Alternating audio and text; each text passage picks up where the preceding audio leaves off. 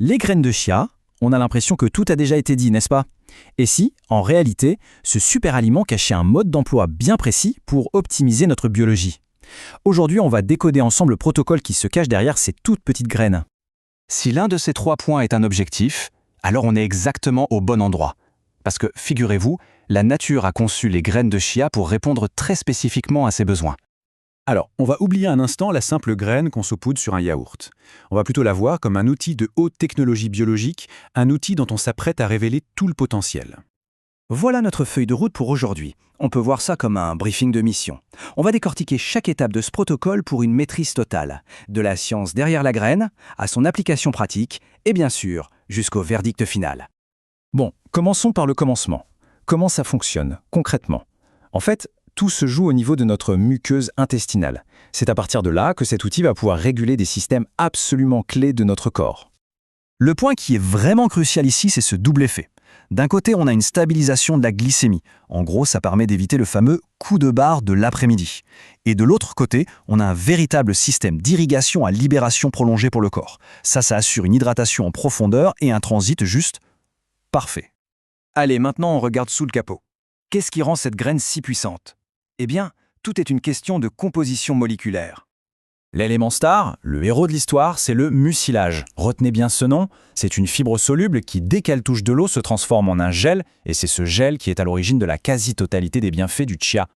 Et l'ampleur de cette transformation est juste stupéfiante. Ce fameux mucilage peut absorber et retenir jusqu'à 12 fois son propre poids en eau. 12 fois! C'est une capacité d'hydratation qui est absolument phénoménale. Ensuite, on a l'acide alpha-linolénique, aussi appelé ALA. Il faut savoir que les graines de chia sont l'une des sources végétales les plus riches en cet oméga 3 essentiel. C'est vital pour le fonctionnement du cerveau et pour réguler l'inflammation. Mais voilà, ces précieux oméga 3 sont très fragiles. La nature a donc tout prévu et a intégré des sortes de gardes du corps, les polyphénols.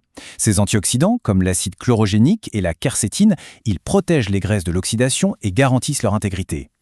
Et pour finir, on a un trio de minéraux essentiels, le calcium, le magnésium et le bore.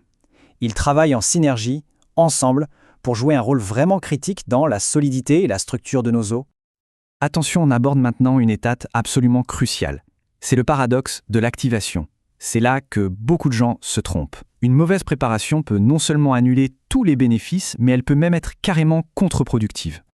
On voit ici parfaitement le double visage du chia. Côté pile, les graines sèches. Elles contiennent un antinutriment, l'acide phytique, et surtout elles agissent comme une éponge qui va pomper l'eau de notre système digestif, avec un risque de blocage et de constipation. Et puis côté face, le gel activé. Là, l'acide phytique est neutralisé et la graine se transforme en une source d'hydratation et de bienfaits, le jour et la nuit. Alors, comment on fait pour bien faire? Eh bien, voici la méthode de référence. La gold standard, elle est non négociable et super simple en 3 étapes. On combine les graines et le liquide, on remue une deuxième fois 5 minutes plus tard pour éviter que ça fasse des blocs, et enfin on laisse le tout s'activer tranquillement une nuit au frigo. C'est ce temps de repos qui permet au gel d'atteindre sa structure moléculaire parfaite. Ok, maintenant qu'on sait parfaitement préparer le gel, voyons comment l'intégrer dans une routine quotidienne pour un effet maximal. C'est le protocole d'utilisation. Les paramètres sont très clairs. La dose qui est vraiment efficace se situe entre 15 et 30 grammes par jour, à prendre tous les jours. Et pour la qualité, c'est facile, les graines doivent être brillantes. Si elles ont une apparence terne ou une odeur un peu rance, ça veut dire qu'elles sont oxydées et donc à éviter absolument.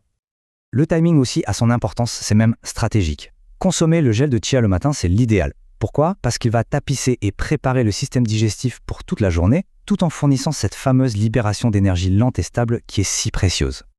Et pour amplifier encore plus les effets, on peut former ce qu'on appelle des alliances sacrées. Ce sont de vrais multiplicateurs de force. Par exemple, avec du kéfir, les fibres du chia deviennent un super carburant pour les probiotiques. Avec des baies de goji, on ajoute un bouclier antioxydant supplémentaire. Et avec de la cannelle, on obtient une triple protection pour la stabilité de la glycémie. Des combos gagnants. Bien sûr, un bon protocole inclut toujours des avertissements. C'est une question de sécurité et de crédibilité. Il faut donc aborder les contre-indications et les interactions potentielles. Il y a 3 points de vigilance principaux. D'abord, une possible interaction avec des médicaments pour la tension ou des anticoagulants, parce que le chia peut amplifier leurs effets. Ensuite, une précaution à prendre en cas de diverticulite en phase aiguë. Et enfin, un risque d'allergie croisée pour les personnes qui sont déjà sensibles aux graines de sésame. On arrive maintenant à la conclusion de ce briefing. Alors, au final, quel est le verdict global sur la performance des graines de chia quand on les utilise, bien sûr, selon le bon protocole? Cette citation, elle résume parfaitement l'essence de leur fonction. Le chia, ce n'est pas juste un aliment, c'est un véritable gel de survie pour la cellule. Il offre une résilience face au stress en maintenant l'hydratation et la stabilité métabolique. Le verdict final est donc un très solide 4.6 sur 5. C'est une note quasi parfaite qui confirme la puissance de ce protocole à une seule condition, le suivre à la lettre. C'est un outil qui a l'air simple, mais qui est d'une efficacité redoutable. Et tout ça, ça nous amène à une question passionnante. La nature regorge de codes de haute performance comme celui-ci. Alors, lequel est-ce qu'on devrait décrypter la prochaine fois? L'exploration ne fait vraiment que commencer.